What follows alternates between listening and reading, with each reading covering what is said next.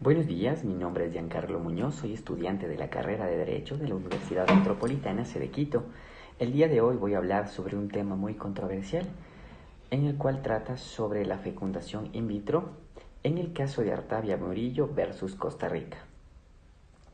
Los hechos del presente caso se relacionan con la aprobación del Decreto Ejecutivo número 24029-S del 3 de febrero del 1995, emitido por el Ministerio de Salud, el cual autorizaba la práctica de la fecundación in vitro para parejas conyugales y regulaba su ejecución. La fecundación in vitro fue practicada en Costa Rica entre 1995 y el 2000.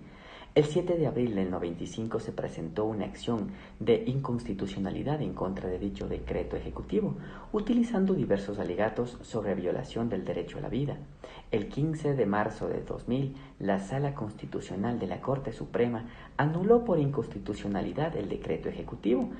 Las 9 parejas presentaron una petición a la Corte Interamericana de Derechos Humanos debido a esta situación. En todas las personas se evidenció las causas de infertilidad de cada pareja, los tratamientos los cuales se recurrieron para combatir dicha condición, los casos en que se interrumpió el tratamiento para realizar la fecundación in vitro debido a la sentencia de la Sala Cuarta y Quinta, los casos en que las parejas debieron viajar al exterior para realizarse dicho procedimiento.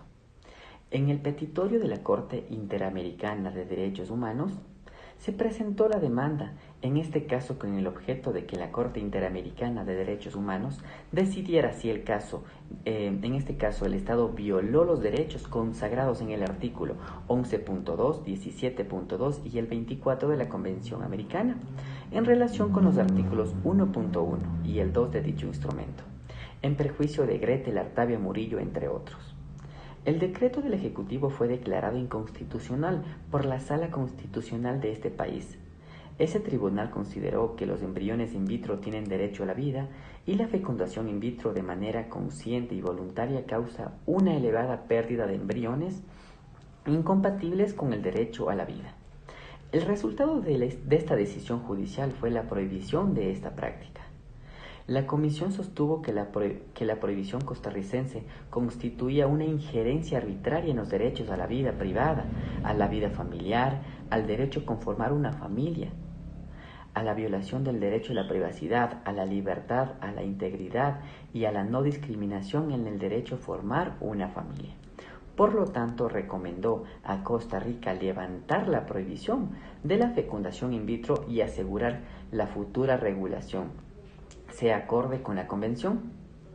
La Corte ratificó, pues, el acceso a la reproducción humana asistida debe estar garantizado legalmente, pero fue más allá que al analizar el artículo 4.1 de la Convención y a la naturaleza del embrión, que ingresó en un terreno sensible y necesario para América Latina, como es la interrupción del embarazo.